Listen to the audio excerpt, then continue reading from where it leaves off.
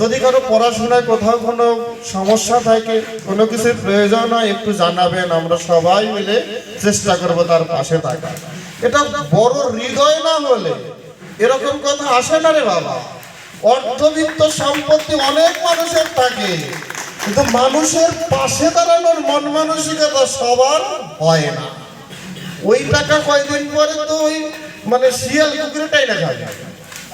কি বর্তমান বাস্তবতা তাই না? দেখবেন হাজার হাজার কোটি কোটি টাকার মালিক এখন কোন বাড়ি আছে, কোন গর্তের লোকে এসে কেউ খবরও রাখে না। কোথায় ছেলে, কোথায় মেয়ে, কোথায় খাওয়া, খালি বলা এসে ওই বুঝি আইলো ধরলো। কি আছে না? আমি কিছু না বললেও বুঝবে না। এই টাকা দিয়ে কোনো লাভ আছে? এই আলিশান বাড়ি দিয়ে কোনো খাওয়া আছে? যদি ভালো কিছু করেন অবশ্যই আপনাকে ভগবান সম্মান দিবেই। আইনস্টাইনের খুব সুন্দর একটা কথা আছে, পৃথিবীতে এসেছো একটা দাগ কেটে যাও, অন্তত তুমি যাওয়ার পরে কেউ তোমার কথা মনে করে কাঁদে। তুমি পৃথিবীতে আসলে আর চলে গেলে, তোমার চলে যাওয়ায় যদি কেউ নাই কাঁদে, তবে পৃথিবীতে আসাটাই বৃথা। আমি যদি কিছু না করি পৃথিবীর জন্য, সমাজের জন্য, তাহলে পৃথিবীতে আমার আশাটাই শুধু বৃথা। 2 দিন পরে কেউ মনে রাখবে না, কেউ মনে রাখে না। এখন দেখবেন ঘরে মরা মানুষের ছবি রাখে না। আগে একটা সময় ছিল মানুষ বললে পায়ে আলতা দিয়ে ছবি টানাই রাখতো না। এখন সেগুলো গেছে কিন্তু দিন দিন। তো এগুলো মরা মানুষের ছবি রাখার দরকার আছে। এসে বিড়াল, কুকুরের, বাঘের ছবি রাখলে ভালো লাগে, সৌন্দর্য বাড়বে, তাই না? মরা মানুষ দেখলেও ভয় লাগে। যেমন গতকালকের একজন রাতে ফোন দিছে, সে অম্বিকাপুর যে কি দেখছে। আমি বলছি ভাই বলো না, আমার ভয় আছে, রাতে ঘুম হইবে না। আমার যদি ভয় থাকে তাহলে অন্যদের মনে হয় আমার মতো ভয়টা আছে কিছু না, তাই না? এই হলো অবস্থা আমাদের।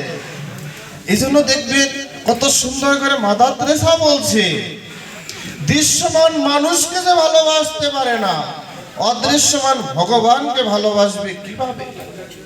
প্রভু জগৎবন্ধু সুন্দর এই রামদাস বাবাজিকে উদ্দেশ্য করেই বলছে যে নিজে নিজে খায় সে স্বার্থপর, যে 10 জনকে খাওয়াইয়া খায় সে প্রকৃত মানুষ। আগে মানুষ হইতে শিখো। মানুষ লাভ কতটুকু? তাই গীতা স্কুল শুধু গীতা পড়াইয়া ধর্ম জ্ঞান শিক্ষা দেয় না।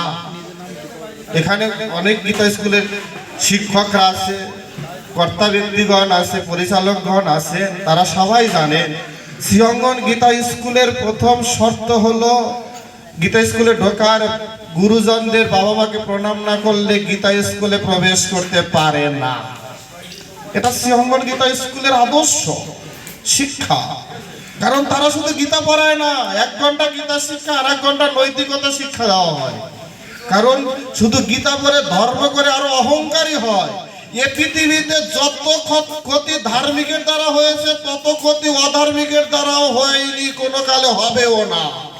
যত বেশি ক্ষতি পৃথিবীর ক্ষতি, তত ক্ষতি করেছে সব ধার্মিকরা, সে যে ধর্মেরই হোক।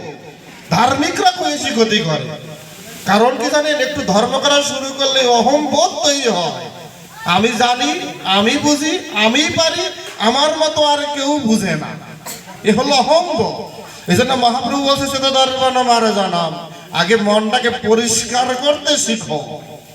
আজকে আমরা যদি সবাই একটু একটু করে চেষ্টা করি, তাহলে অনেক সুন্দর একটা পরিবেশ তৈরি করতে পারি। আমরা যেমন নোংরাও করতে পারি, আবার পরিবেশটা সুন্দরও করতে পারি। দেখবেন আজকে শুক্রবার, আমি এগুলো প্রায় ফরিদপুরের বিভিন্ন অনুষ্ঠানে বলি, আজকে শুক্রবার না, বিকালবেলা যাবেন আঙিনায় দেখবেন অনেক লোক। একদিকে কীর্তন হইতেছে নাট মন্দিরে, মূল মন্দিরে কীর্তন হয়েছে, যেটা অখণ্ড কীর্তন, শত বছরের অধিক সময় ধরে চলছে। তারপরে আবার কীর্তন মেলা হচ্ছে নাট মন্দিরে। দেখবেন কীর্তনে তেমন লোক নাই, কীর্তনে তেমন লোক নাই, কিন্তু দেখবেন সারা আঙিনার জন্য এমন কোনো জায়গা নাই, কোনো গ্যাপ নাই যেখানে দাঁড়াচ্ছে না, ছবি তুলতেছে না, আড্ডা দিচ্ছে না।